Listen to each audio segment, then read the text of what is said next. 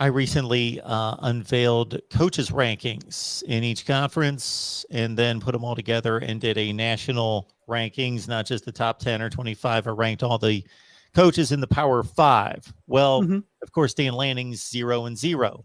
Joey McGuire, Texas Tech, 0-0. Number of coaches, obviously, getting their head first experience as a head coach. So, in a sense, they've done nothing. They've shown us nothing to an extent. And of course, the wins and the losses are what eventually counts.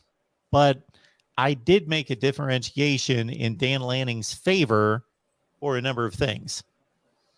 He coached 2 playoff games with Georgia. And yes, Georgia took a little responsibility off of his plate, but still, he was traveling like a madman from coast to coast for the matter of 3 to 4 weeks, something in that range, and had to make his way through 2 playoff games and a national championship game, and took care of business with Georgia. Obviously, still maintained a recruiting class, worked his rear end off to maintain that class in 2022. Is in the running for a number of top flight players, doesn't seem to be backing down, seems to have a full throttle. We're going to go after the best ourselves, regardless of where the player is. We believe he's the talent that we need and fits the program. We're going after him. And of course, the Josh Connerly signing. So the 0-0 record, of course, is what it is at this point. Nothing can be proven, but I'm impressed with the start.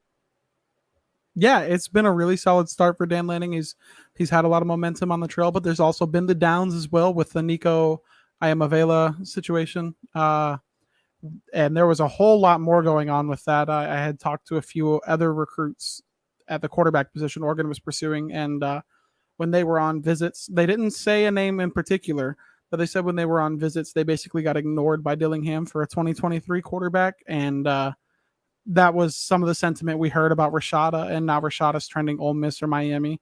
And with the quarterback room, the age that they're all at, and if Ty doesn't get to play this year, there's a chance he's gone after the year because he thinks, oh, I've sat here for 2 years, haven't had any with how it is in the modern day. These guys aren't going to just sit here and sit the bench for 3 years, play their 1 year, and then declare.